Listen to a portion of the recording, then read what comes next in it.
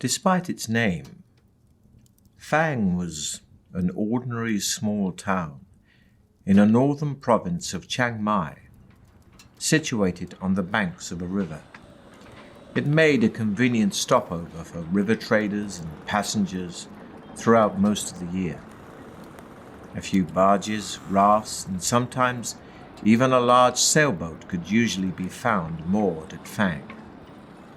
But all that was long ago, before the creation of the Trial of Champions.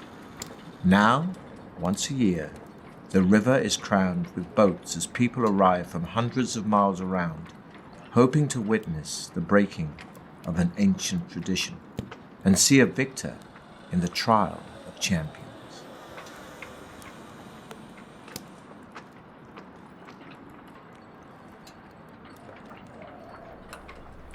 On the 1st of May each year, warriors and heroes come to Fang to face the test of their lives. Survival is unlikely, yet many take the risk, for the prize is great. A purse of 10,000 gold pieces and the freedom of Chiang Mai forever. But to become champion is no easy task. Some years ago, a powerful baron of Fang called Sukhumvit decided to bring attention to his town by creating the ultimate contest. With the help of the townspeople, he constructed a labyrinth deep in the hillside behind Fang, from which there was only one exit. The labyrinth was filled with all kinds of deadly tricks and traps and loathsome monsters. Sukhumvit had designed it in meticulous detail, so that anybody hoping to face its challenge would have to use their wits as well as weapon skill.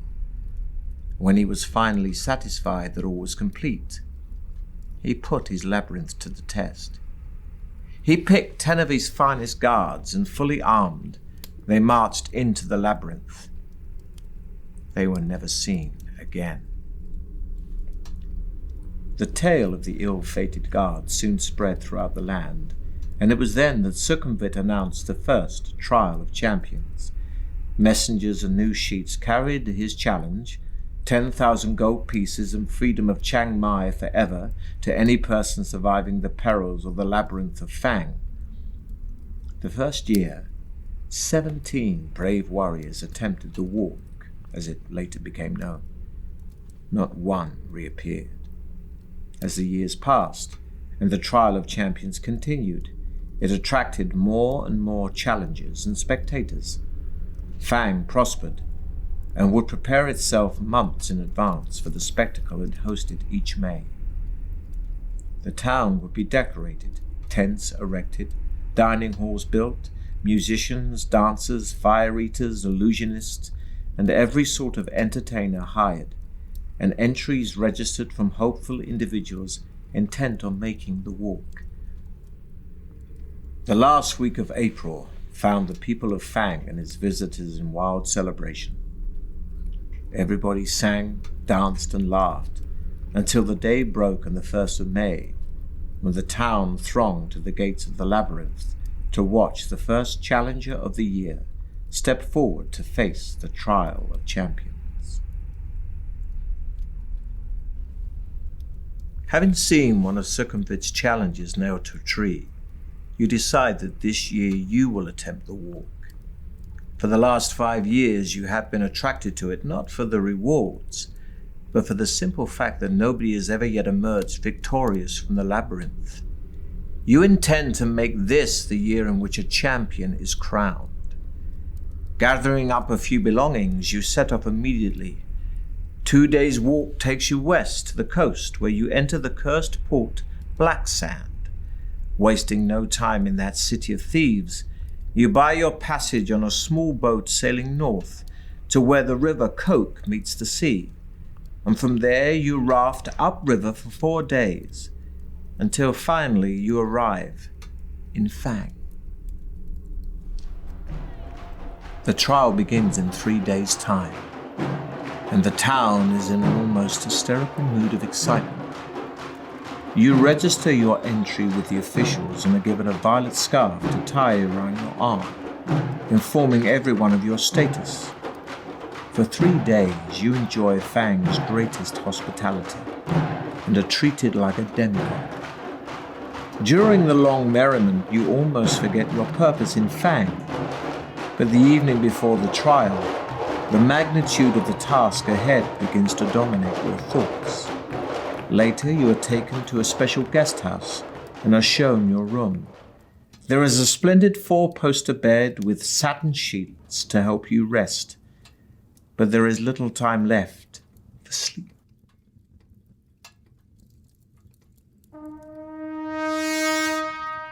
Just before dawn, a trumpet call awakens you from vivid dreams of flaming pits and giant black spiders.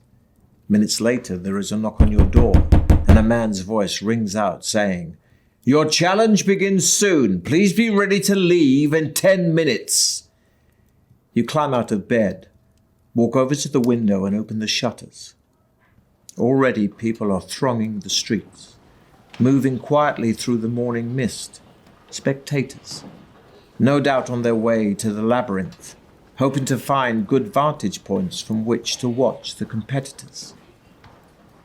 Walking over to a wooden table on which your trusty sword and shield lie, you pick them up and cut the air with a mighty sweep, wondering which beasts your sword's sharp edge may soon have to meet. You open the door into the corridor, and a small man greets you with a low bow as you emerge from your bedroom. "Please follow me," he says. He turns to his left and walks quickly towards the stairs at the end of the corridor. Walking through a parting in the crowds, you see Baron Succumbit himself, standing by the entrance waiting to greet the contender in the trial of champions. You count 5 others standing proudly in line, their violet scarves displayed for all to see. There are 2 bare-chested barbarians dressed in furs. They stand completely motionless, legs straight and slightly apart, arms thrust forward to rest on the hilts of their long, double-headed battle axes. A sleek elven woman with golden hair and feline green eyes is adjusting the crossbelt of daggers wrapped around her leather tunic. Of the 2 remaining men, one is covered from head to foot in iron plate armor, with a plumed helmet and a crested shield. The other is cloaked in black robes, only his dark eyes showing between the swarms of his black-faced scars. Long knives, a wire garrote, and other silent death weapons hang from his belt. The 5 contenders acknowledge your arrival with almost imperceptible nods of the head, and you turn to face the exultant crowd for the last time. Suddenly, a hush falls over the crowd as Baron Succumbit steps forward, holding 6 bamboo sticks. You draw one from his outstretched hand, and you read the word, "Fifth." Then the trial begins. The knight is first. He salutes the crowd before disappearing into the tunnel, and is followed half an hour later by the elf. Next goes a barbarian, and then the dark assassin. Next, it's your turn. But before embarking on your adventure, we must first determine your own strengths and weaknesses. You have in your possession a sword, a shield, and a backpack for carrying provisions for the trip. You have been preparing for your quest by training yourself in swordplay and exercising vigorously. To see how effective your preparations have been, dice will be rolled to determine your skill, stamina, and luck scores. Or, if you wish to begin your adventure immediately, you can choose between 3 ready-made adventurers. First, we'll roll for your initial level of skill. This reflects your sword skill and fighting expertise, and will be determined by rolling 1 die and adding 6.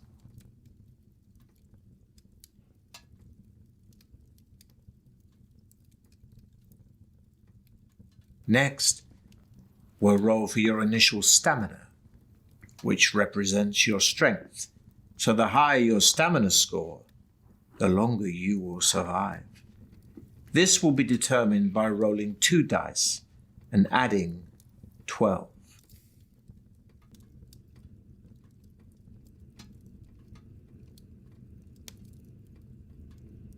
Next, we'll roll for your initial luck, which represents how lucky an adventurer you are. Luck and magic are facts of life in the fantasy world you're about to explore. This is determined by rolling 1 die and adding 6.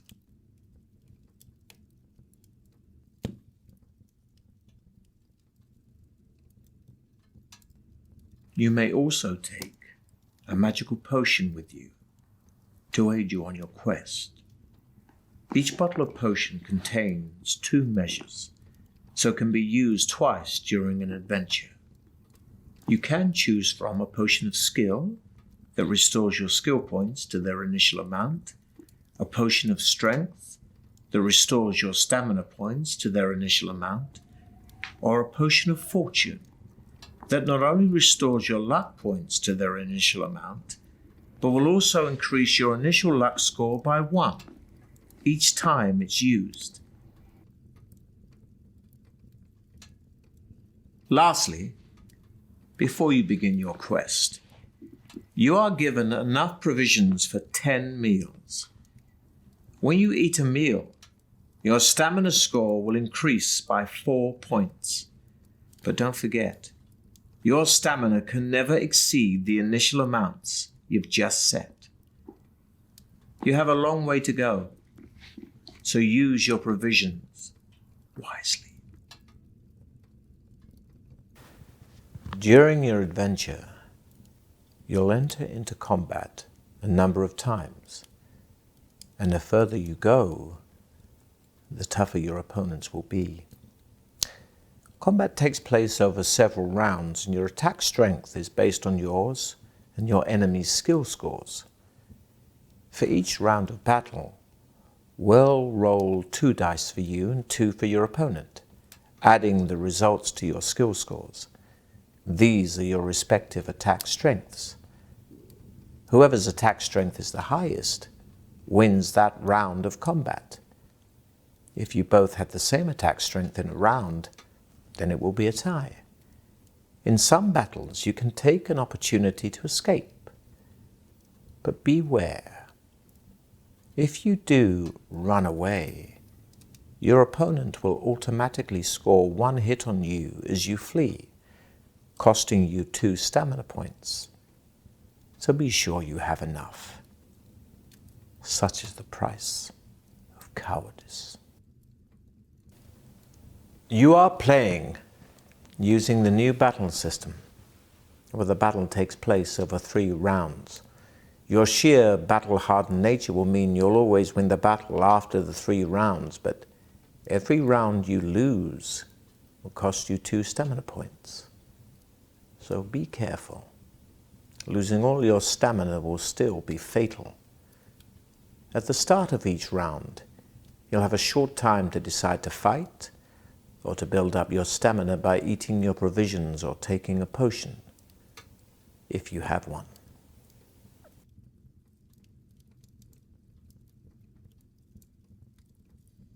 You are playing using the traditional battle system from the original Deathtrap Dungeon book. At the start of each round, you'll have a short time to decide to fight or to build up your stamina by eating your provisions or taking a potion, if you have one. After each battle round, you'll be able to test your luck. By using luck in battles, you can either score a more serious wound on your opponent or minimize the effects of a wound scored on you. If you test your luck after you have just wounded your opponent, we'll roll 2 dice, and if the total is the same or less than your current luck score, you will have been lucky and will take an extra 2 points from your opponent's stamina. But if the roll is greater, then the damage to your opponent will be halved. If your opponent has just inflicted a 2 stamina wound on you, a lucky roll will halve that damage, but an unlucky roll will take an additional stamina point. One last thing. Testing your luck has a cost.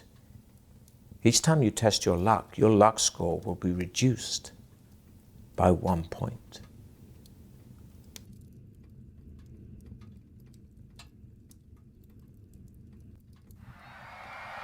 Now it is your turn to salute the crowd. Holding your violet scarf aloft, you take one final deep breath of cool, fresh air before turning to pass between the stone-pillared gateway into Succumvit's corridors of power to face unknown perils on the walk through the mighty Baron's Deathtrap Dungeon.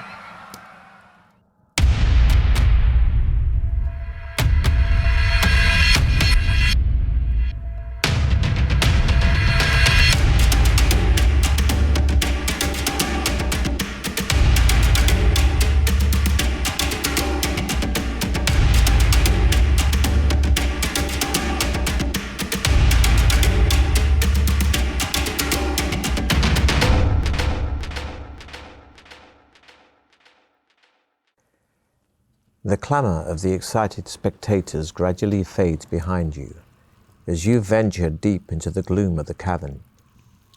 Large crystals hang from the tunnel roof at 20-metre intervals, radiating just enough soft light for you to see your way. As your eyes gradually become accustomed to the near darkness, you begin to see movement all around. Spiders and beetles crawling up and down the chiselled walls disappear quickly into cracks and crevices as they sense your approach. Rats and mice scurry along the floor ahead of you. Droplets of water drip into small pools with an eerie plopping sound which echoes down the tunnel. The air is cold, moist, and dank. After walking slowly along the tunnel for about 5 minutes, you arrive at a stone table standing against the wall to your left. On it, there are 6 boxes, one of which has your name painted on its lid.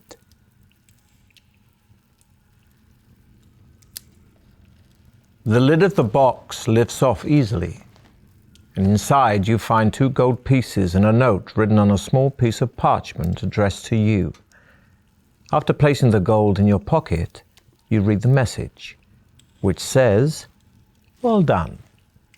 At least you had the sense to stop and take advantage of the token aid given to you. Now I can advise you that you will need to find and use several items if you hope to pass triumphantly through my Deathtrap Dungeon. Signed, Succumvit." Memorizing the advice on the note, you tear it into tiny pieces and continue north along the tunnel, where you come to a junction. A white arrow painted on one wall points west. On the floor, you can see wet footprints made by those who entered before you.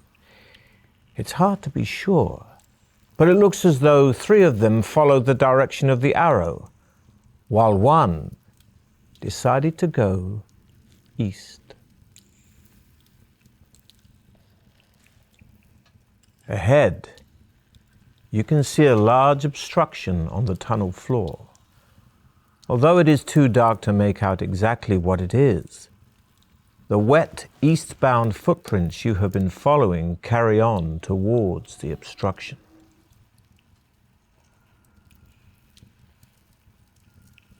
You see that the obstruction is a large brown boulder-like object.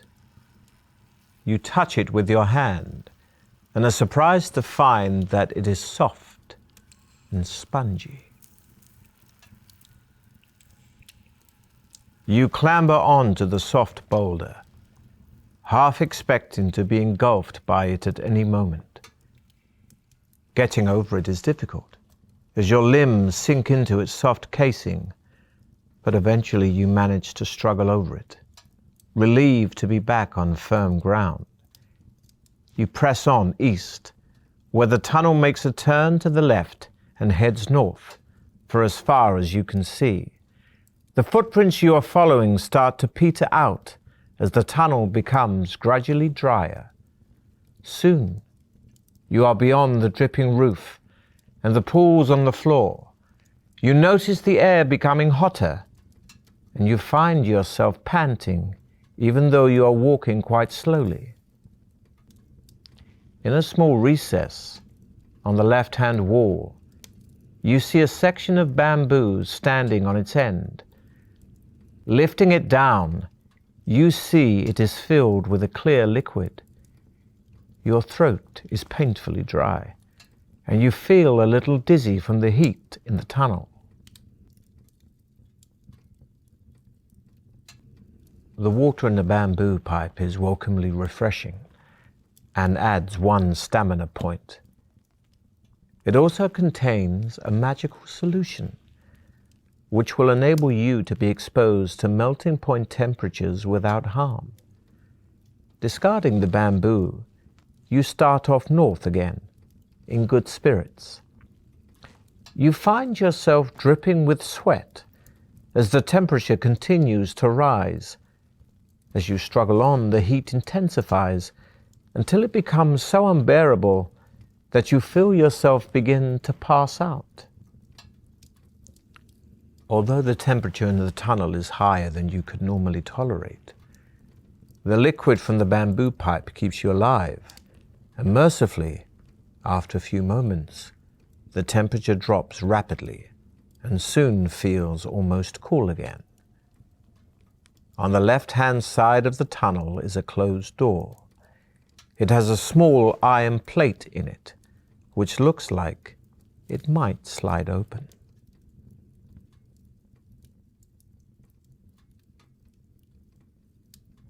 The small plate slides open easily, and you find yourself peering into a room with a deep pit in the floor behind the door. On the opposite wall, there is a coil of rope hanging on one of 2 iron hooks. The door swings open into the room, and you step back and jump over the pit. You put the rope in your backpack and jump back over the pit to leave the room and head north. Ahead, you see that the tunnel turns sharply to the left. You turn a corner and almost bump straight into 2 fierce-looking orcs armed with morning stars and wearing leather armor. You are totally unprepared for them and struggle to ready your weapons. The orcs roar, and as you draw your sword, one of them swings its morning star at you, which thuds into your arm, knocking your sword to the floor. You must fight them barehanded, reducing your skill by 4 for the duration of the combat. Fortunately, the tunnel is too narrow for both orcs to attack you at once, so you fight them, one at a time.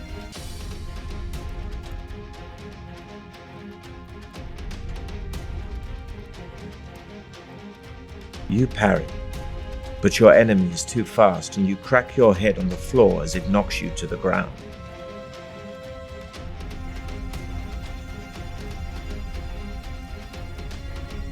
The Orc's Morning Star is a formidable weapon, and you can't stop it smashing into your ankles, knocking you off balance.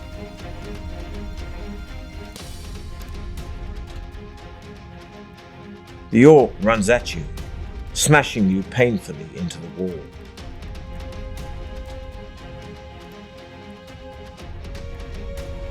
The Orc takes a huge swing directly at your head, but you duck just in time. Neither of you are harmed.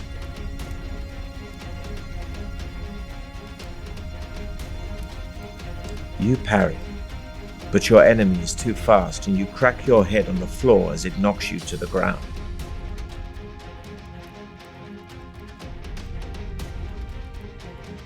You leap forward to grab the Orc, but he sees you and pushes you aside, readying his attack.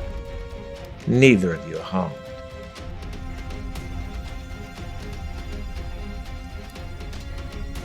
You hurl yourself at your enemy, fists flailing, and land a stunning blow.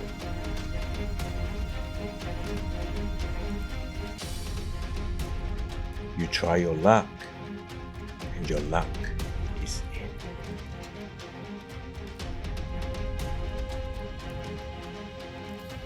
The Orc's Morning Star is a formidable weapon, and you can't stop it smashing into your ankles, knocking you off balance.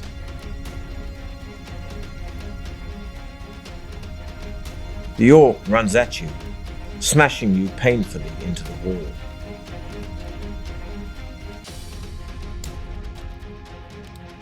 You parry, but your enemy is too fast and you crack your head on the floor as it knocks you to the ground.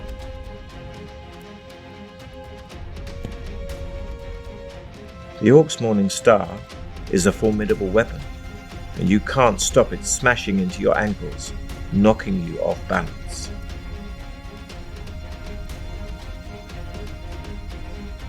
The Orc takes a huge swing directly at your head, but you duck just in time. Neither of you are harmed.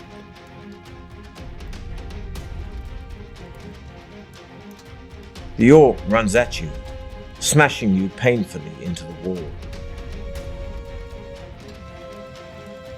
You quickly eat some provisions, increasing your stamina by 4 points.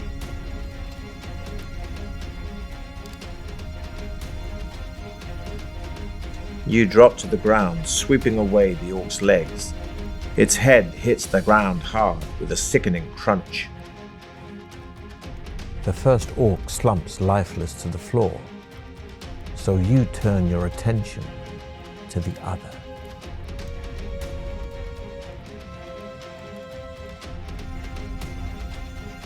You leap forward to grab the Orc, but he sees you and pushes you aside, readying his attack. Neither of you are harmed.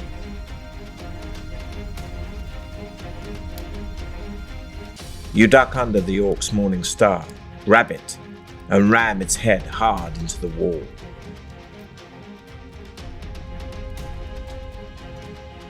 You try your luck, and your luck is in. Your fists are sore from the fight, but you pick up your sword and see if the Orcs had anything of use.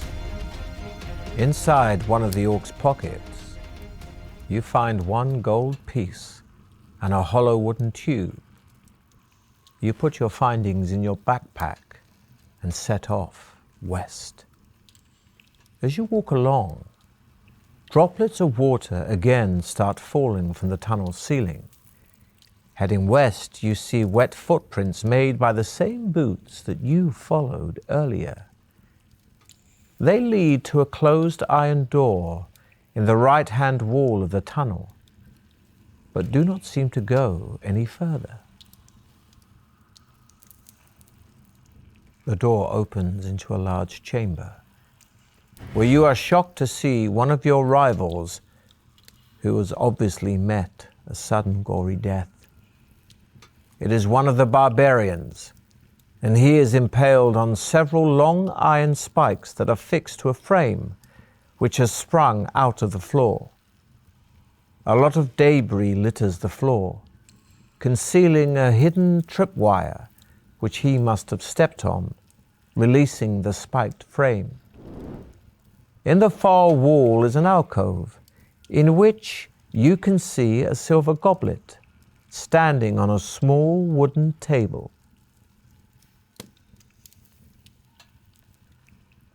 The pouch on the barbarian's belt is empty, apart from some strange-looking dried meat wrapped in a cloth.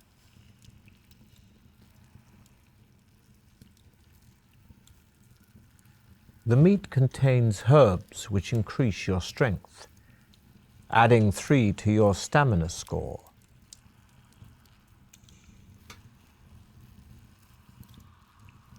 The passage soon leads to a junction, where you notice more footprints on the floor, possibly as many as 3 pairs, heading north from the south passage.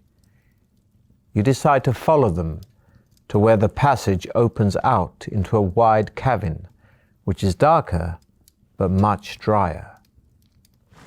Ahead, you see the footprints gradually fade, then disappear. There is a large idol in the center of the cavern that must be 6 meters high. In its head are jeweled eyes, each as big as your fist. On either side of the idol stand 2 giant stuffed, bird-like creatures. The idol is very smooth and will be difficult to climb, but the rope you found earlier will help here, and you make it into a lasso. You whirl the rope above your head and throw it up at the idol, smiling happily as it lands around its neck. You then tighten the noose and start to climb, hauling yourself up the rope. You are soon at the top of the idol, sitting on the bridge of its nose and holding on to the rope. You draw your sword and wonder which jeweled eye to prize out first.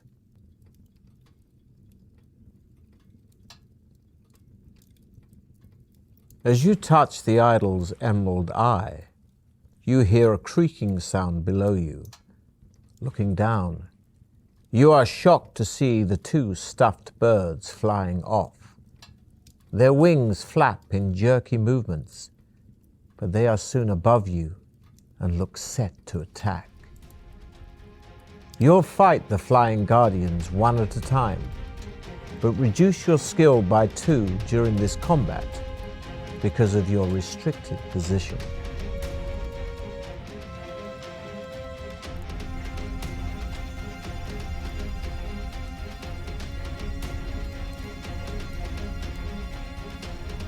You lunge for the creature as it flies above you, but your sword clangs into the statue. Neither of you are harmed.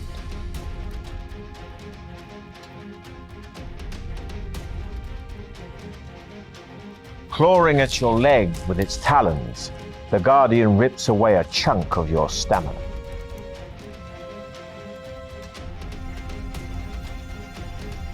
The guardian snaps at you with its vicious beak, but you're able to smash the hilt of your sword into its outstretched neck.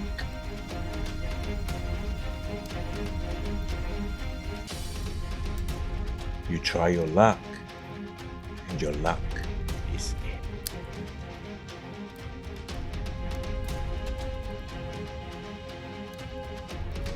in. You manage to grab one of its legs, flipping it over, making it fall fast, but it recovers just before hitting the ground. Neither of you are harmed.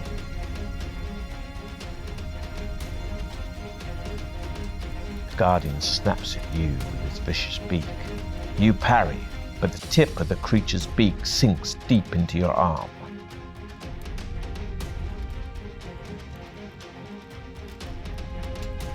Coming at you with its razor-sharp talons, you're able to swipe your sword, partially removing one of the guardian's toes.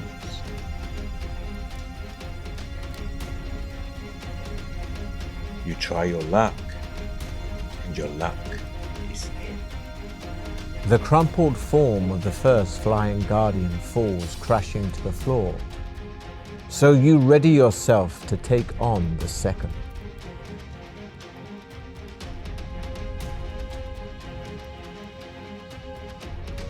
The beating wing of the guardian smashes into the side of your head, leaving you seeing stars and sapping your stamina.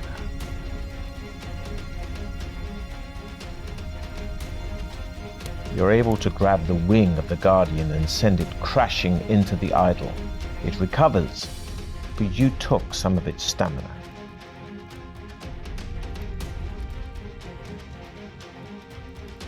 You try your luck, and your luck is in.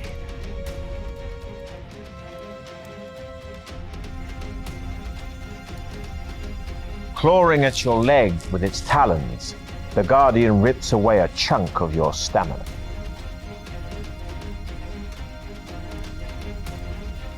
The guardian snaps at you with its vicious beak, but you're able to smash the hilt of your sword into its outstretched neck.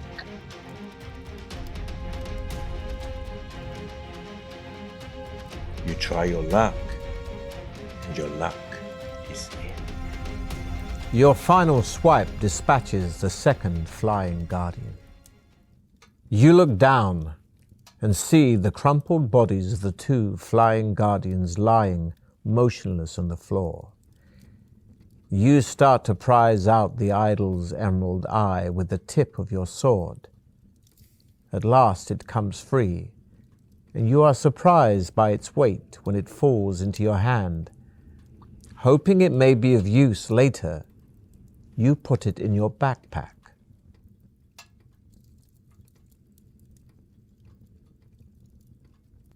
Back on solid ground once again on the cavern floor, you try to shake the rope off the idol's neck. This will be a test of your luck.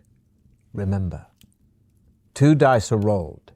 Equal to or less than your current luck score, you'll have been lucky. Higher than your current luck score, you have been unlucky. Despite all your efforts, you cannot get the lasso off the idol's neck. Finally, you give up and abandon it to whoever may come after you. There is nothing else of interest in the cavern, so you walk over to the northern wall and enter the tunnel. Not much farther down the tunnel, you come to a closed door on your left. Putting your ear to the door, you listen intently but hear nothing. The tunnel twists and turns, but keeps steadily north. Ahead, you see a thin shaft of blue light streaming down from the ceiling to the floor. It sparkles and shimmers, and you can see images of laughing faces in the light.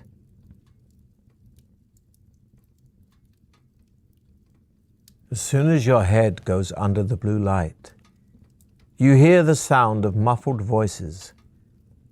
The faces are no longer laughing, but have changed their expressions to one of despair and anguish. A young girl's sad face hovers in front of you, and she begins to whisper a poem. Transfixed, you listen intently, believing that she has a special message for you as she recites, "When corridor doth water meet, do not make a quick retreat. Take a breath and jump deep in, if your trial you hope to win." Memorizing the spirit girl's poem, you step through the shaft of light and quickly head on north.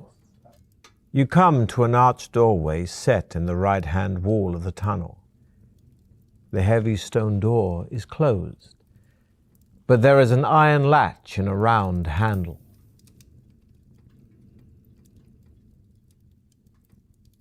The tunnel ends shortly at a junction. Looking left and right, you see a narrow passage disappearing into the dim distance.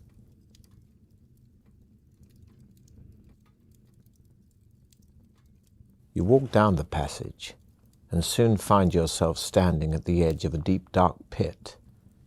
The passage continues east on the other side of the pit. You think you could probably jump over the pit, but you are not sure.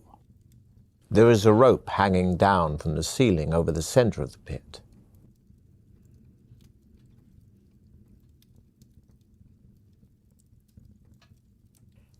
Just as you're about to release the shield and throw it over the pit, it slips from your fingers and rolls away.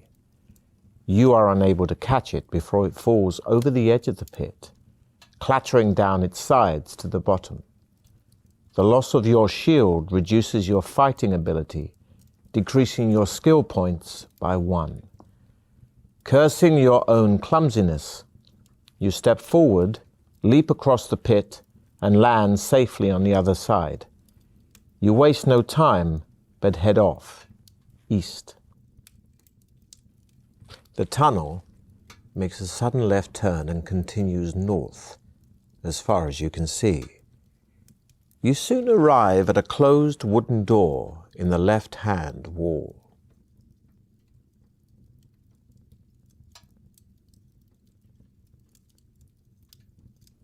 The door opens into a large candlelit room filled with incredibly lifelike statues of knights and warriors. A white-haired old man dressed in tattered rags jumps out from behind one of the statues and starts to giggle. Though he looks like a fool, the sparkle in his eyes makes you think there is more to him. In a high-pitched voice, he says, "Oh, good! Another stone for my garden. I'm glad you have come to join your friends. Now, I'm a fair man, so I'll ask you a question.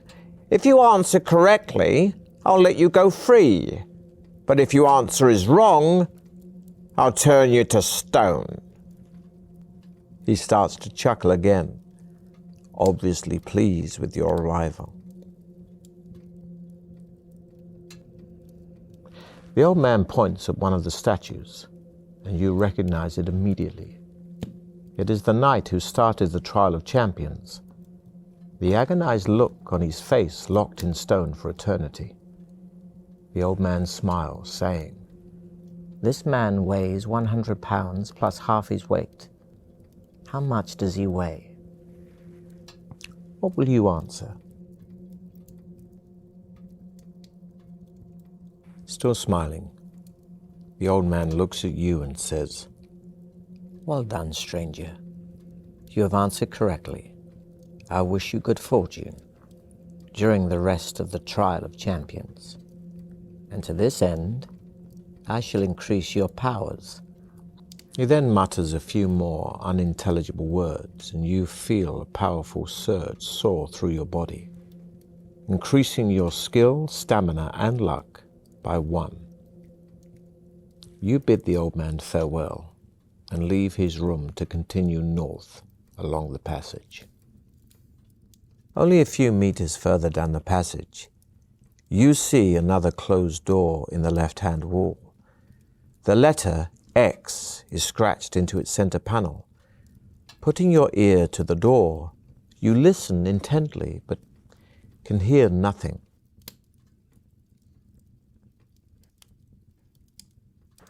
The door opens into a large room. Looking around, you see an alcove in the west wall. In the middle of the room, sitting in the chair, is the skeleton of an armed warrior, possibly a contestant from years gone by. The skeletal fingers of its right hand grip a crumpled parchment.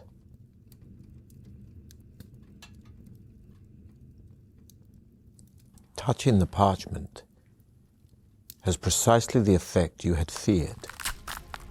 The skeleton lurches forward and, rising from its chair in a series of jerky movements, raises its sword to strike you. Lunging sideways, you draw your sword to defend yourself.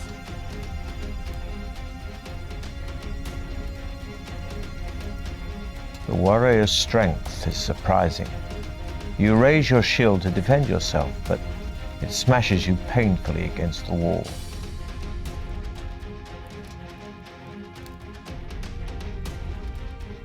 You dodge to the side as the warrior swings its sword.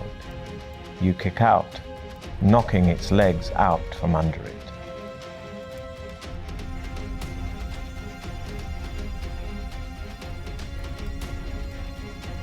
You run around the jerking skeleton, smashing your sword into its arm.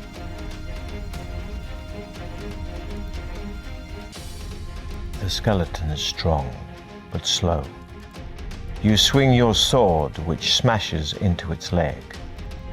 Once again, you reach for the parchment, only this time lying amidst a pile of broken bones. Unfolding it, you see a map of a room with a drawing of a hideous creature inside it. Beneath the monster is a rhyme, which reads, "Should you meet the manticore, of its tail beware.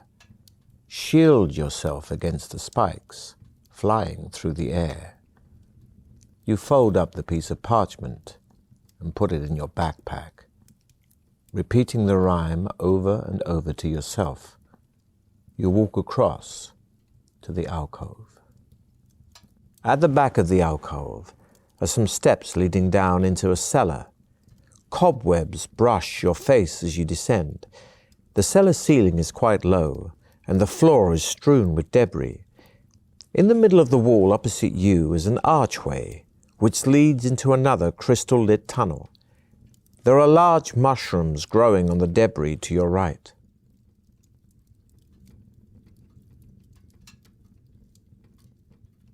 The tunnel continues west for several hundred meters, finally ending at some steps leading up to a closed trapdoor. You climb the steps slowly, hearing muffled voices above you. In the dim light, you can see that the trapdoor is not locked.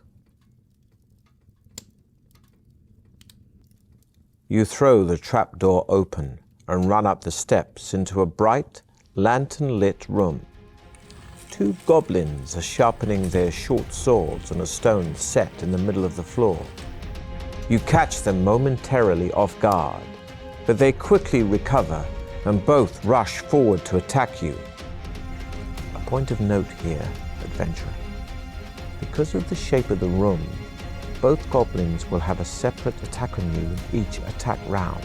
However, here your attack will only be effective on one of the goblins. Against the other, you must still use your attack strength in a normal way.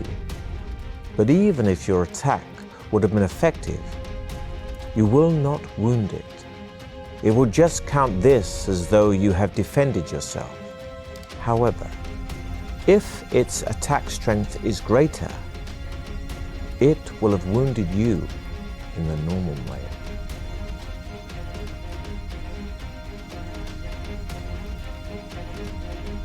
You thrust your sword, and you clearly damage the creature.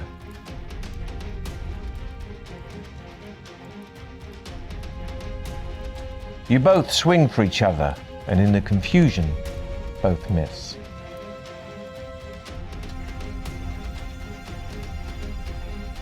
Your enemy is strong, but slow, and screams in pain as your sword sinks into his leg.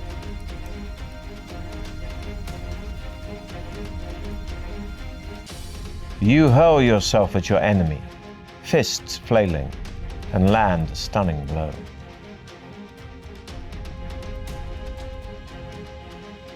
You thrust your sword, and you clearly damage the creature. Your enemy is strong, but slow, and screams in pain as your sword sinks into his leg. Triumphant in one of your toughest battles to date, you see that the only furniture in the goblin's room is a table, 2 chairs, and a cupboard on the wall. There are 2 closed doors, one in the west wall and the other in the north wall.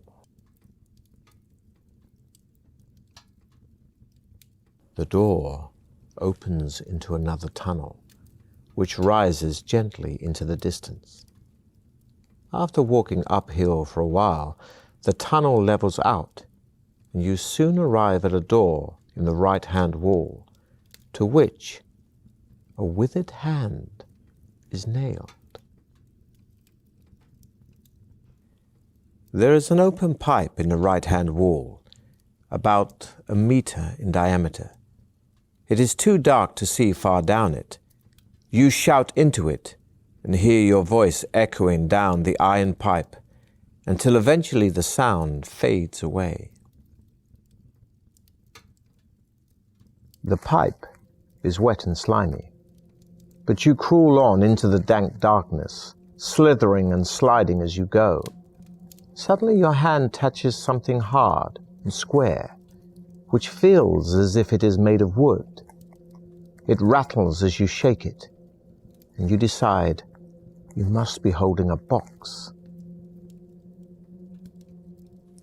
Removing the box lid by the light of the tunnel, you find an iron key and a large gem, It is a sapphire.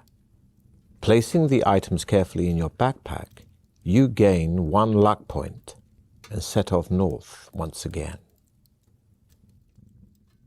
There is a new branch in the tunnel on your left, and ahead you see 2 bodies lying on the floor. You stop and peer down the new tunnel, but seeing no doors or creatures, you decide against walking down it. With your sword drawn, you walk over to the bodies of the 2 orc guards. At least one of your rivals in the trial of champions must still be ahead of you. A quick search of the bodies produces nothing, apart from a necklace of teeth around the neck of one of the orcs. The necklace is an amulet of strength which adds 1 skill point and 1 stamina point. Pleased with your find, you continue your quest north. The tunnel soon ends at a junction. Standing there alone and wondering which way to go is one of your rivals. It is one of the barbarians. You call out to him, but at first he does not answer. He merely stares at you coldly, his hands firmly gripping his axe. You walk up to him and ask which way he is heading. He grunts his reply, saying that he is going west, and you may go with him if you wish. Although you are slightly uneasy in each other's company, knowing that there can only be one winner in the trial of champions, you are both content to share in the benefits of a temporary alliance. And you begin to tell each other of your exploits so far, of the monsters and traps encountered and the dangers overcome. Walking along, you soon come to the edge of a wide pit. It is too deep and dark to see to the bottom. The barbarian suggests he lowers you to the bottom with his rope, saying he has a torch which he can light for you to use. You tie the rope around your waist and take hold of the lighted torch given to you by Throm, as your barbarian ally calls himself. Taking hold of the slack rope, Throm lowers you slowly over the edge of the pit and down into the dark depths below. You can see by the light of the torch that the sides of the pit are extremely smooth. You drop about 20 meters before hitting the bottom of the pit. There, you see another tunnel heading north, and you call up to Throm and tell him of your discovery.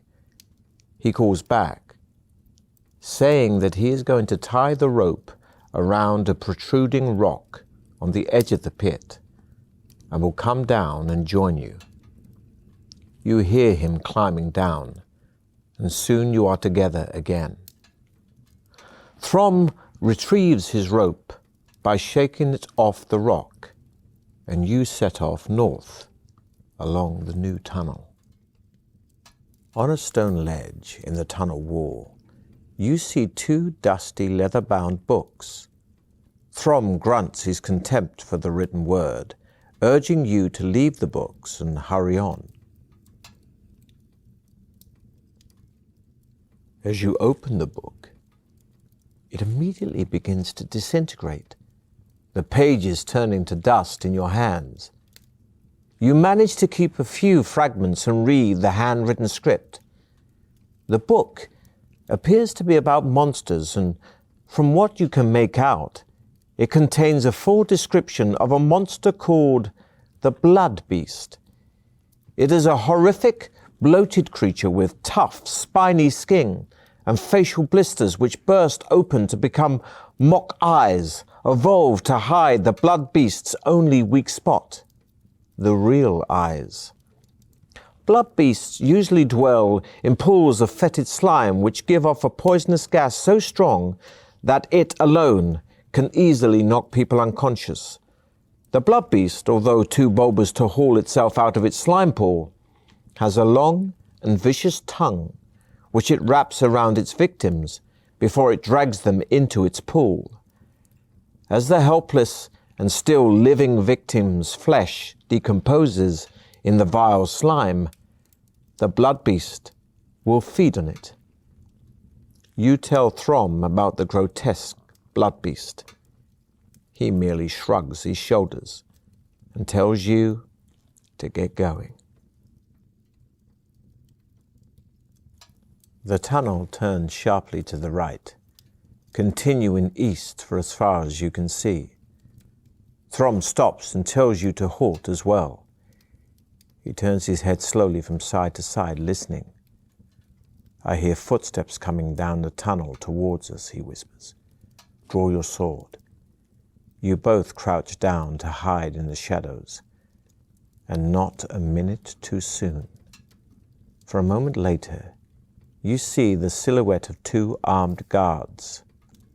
Throm jumps up and dashes forward, screaming a loud battle cry. They are 2 cave trolls.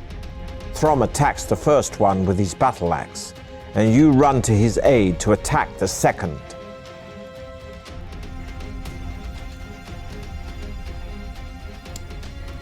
You hurl yourself at your enemy, fists flailing, and land a stunning blow.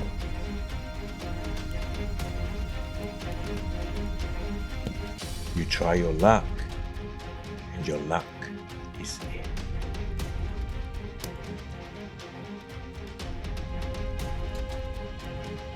The troll grabs you by the throat and manages to half choke you before you get a chance to push it off.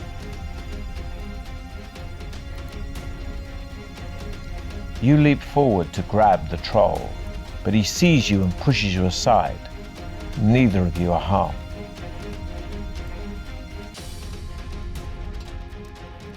You parry the attack, but your enemy is too strong, and you crack your head on the floor as you hit the ground.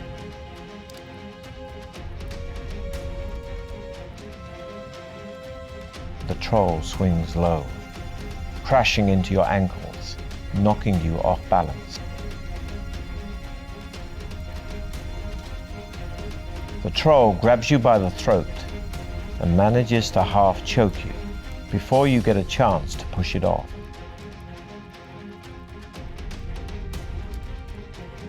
You parry the attack, but your enemy is too strong, and you crack your head on the floor as you hit the ground.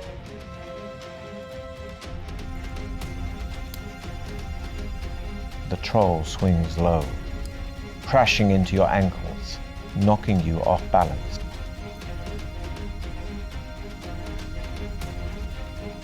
You drop to the ground, sweeping away the troll's legs. It howls as its head hits the hard ground.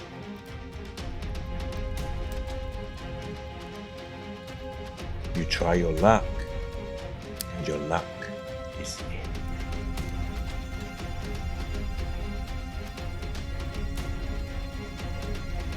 The troll takes a swing at your head. Thankfully, you duck just in time.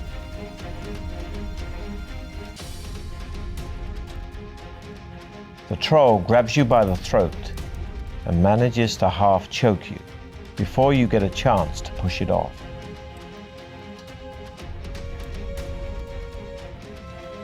You drop to the ground, grab the creature, and ram its head hard into the wall.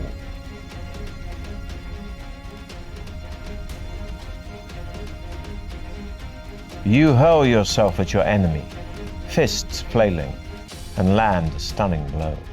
You look to the left and see Throm standing over the cave troll he has slain. Blood is pouring out from a deep cut in his shoulder, but it does not seem to worry him. You search the bodies of the cave trolls, but find nothing apart from a bone ring on a leather cord hanging round the neck of one of them. The ring is engraved with a symbol which Throm recognizes. He explains that it must have belonged to druids of the north, and that an ancient talisman such as this will increase your powers if your body is able to accept it. The tunnel leads into a damp cavern with a high ceiling and rock-strewn floor. Long and wet, teeth-like stalactites hang down threateningly. Their constant dripping creates milky pools on the floor. The tunnel carries on through an archway carved in the shape of a demonic mouse. The tunnel ends at a large oak door. Throm wastes no time in testing the handle and is somewhat surprised to find the door unlocked. He pushes it open and walks into a torch-lit chamber. Sitting alone on an ornate chair is a dwarf who bids you enter. As you do so, the oak door swings shut behind you. "Adventurers, you have done well to get this far," says the dwarf in a deep voice. "However, as you both know, there can only be one winner in the Trial of Champions. As Trial Master, it is my duty to Baron Circumvit, to let only the most able continue. Therefore, I must devise a test of wits and strength to eliminate one of you. Please do not attempt to dispose of me. It will be utterly pointless, for, as you can see, there is no obvious way out of this chamber, and only I know where the hidden exit lies.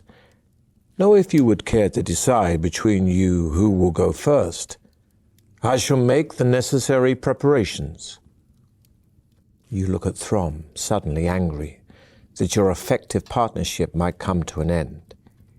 He leans over and whispers in your ear that you should try to kill the dwarf and worry about the exit later.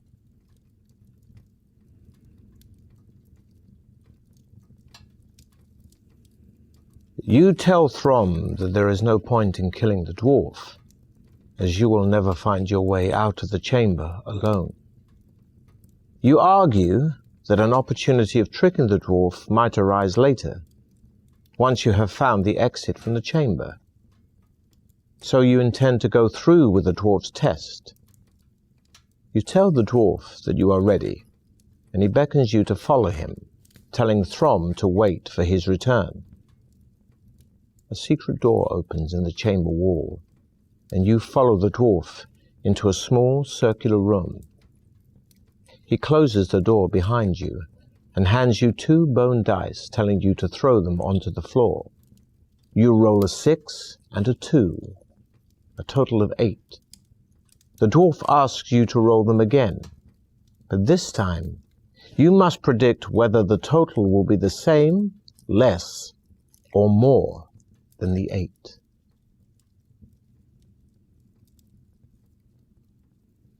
The dwarf looks at the dice. "Not very good at playing the odds, are you?" He sneers.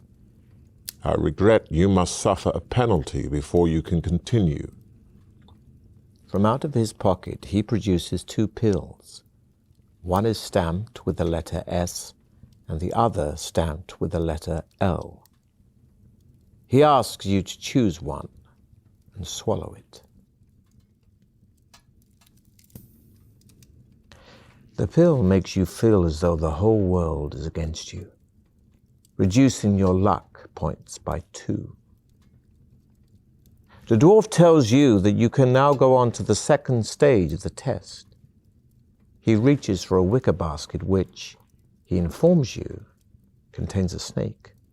He tips the basket over and the snake drops out onto the floor. It is a cobra, and it rears up in the air ready to strike. The dwarf tells you that he wishes to test your reactions. You must grasp the cobra bare-handed below its head, avoiding its deadly fangs. You crouch down on the floor, tensing yourself for the moment at which to seize it. This will be a tough test of your skill. The cobra's reactions are quicker than yours, and its hooded head shoots forward to bite you. Are you feeling lucky? Luckily for you, the cobra's fangs sink into your leather wristband. The snake recoils quickly, ready to strike again, as the dwarf tells you to test your skill again. Are you ready? The cobra's reactions are quicker than yours, and its hooded head shoots forward to bite you. Are you feeling lucky?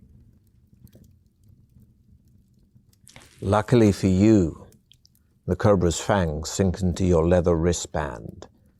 The snake recoils quickly, ready to strike again, as the dwarf tells you to test your skill again. Are you ready? The cobra's reactions are quicker than yours, and its hooded head shoots forward to bite you. Are you feeling lucky? Luckily for you, the cobra's fangs sink into your leather wristband. The snake recoils quickly, ready to strike again, as the dwarf tells you to test your skill again. Are you ready? With lightning speed, you thrust your hand out and grip the cobra just below its open mouth. You lift it up, and with your arm outstretched, you dangle it in front of the dwarf. He doesn't flinch, but says in his calm, expressionless way, Please put the cobra back in the basket and prepare for the final part of the test. Follow me. You do what he says and follow him back into the chamber, where Throm is pacing up and down, obviously ill at ease. You wave to him while the dwarf opens a second secret door and tells you to walk on through and wait for him. Again you comply, and you find yourself in another circular room, although this one resembles a small arena. The floor is covered with sand, and a small balcony runs around the arena wall. Opposite the secret entrance you came in through is an ominous-looking wooden door. Suddenly you hear a shout, and you look up to see the smiling dwarf standing on the balcony. He throws 2 pieces of paper down to you. On one of them, the words, "No crop is," are written. On the other, "Ruin moat." In his ever-calm voice, he says, If you rearrange the letters of the words, you will find the names of 2 creatures. You may choose which one to fight in my arena of death. Can you identify the creature by rearranging the letters? You call out to the dwarf that you are ready to fight the Minotaur. The wooden door rises slowly, and you see the fearsome beast, half man, half bull, step into the arena. Steam blows from its nostrils as it works itself up into a rage, ready to attack. Suddenly it rushes forward, swinging its double-headed axe.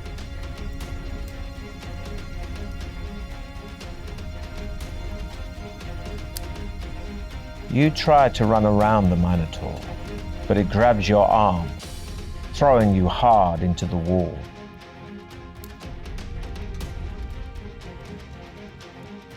The swinging double-headed axe is a formidable weapon, and you shriek as it sinks into your arm.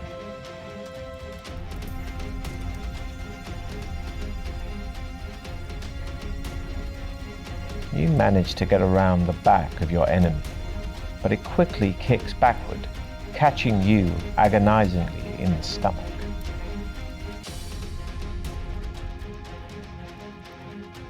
You try to run around the Minotaur, but it grabs your arm, throwing you hard into the wall.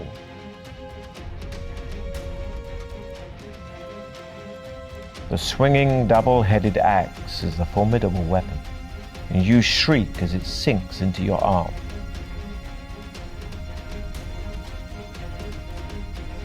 Your speed is improving. You run directly at the Minotaur and slice at its leg as you run by.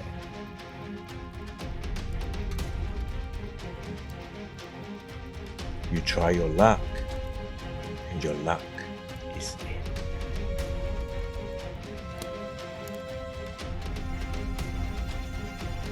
in. You manage to get around the back of your enemy, but it quickly kicks backward, catching you agonizingly in the stomach.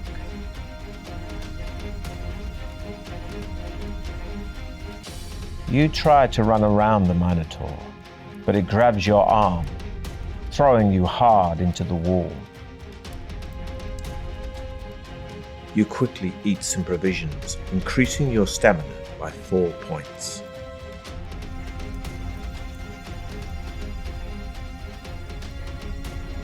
The swinging double-headed axe is a formidable weapon, and you shriek as it sinks into your arm.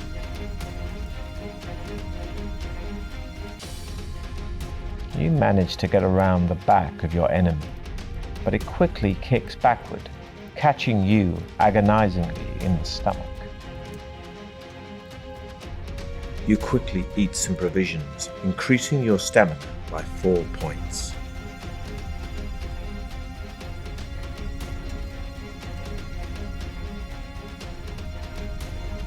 The Minotaur leans forward and takes a run at you.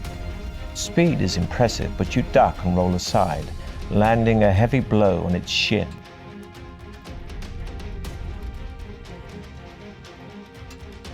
You try your luck, and your luck is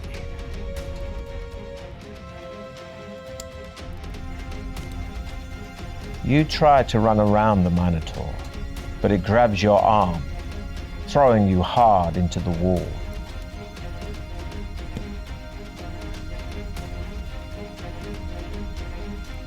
The Minotaur charges at you with its horns. You're able to jump quickly enough to avoid their sharp points.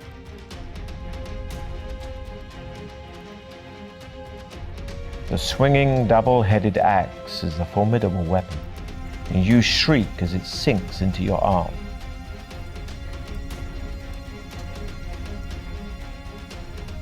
You try your luck, and your luck is in.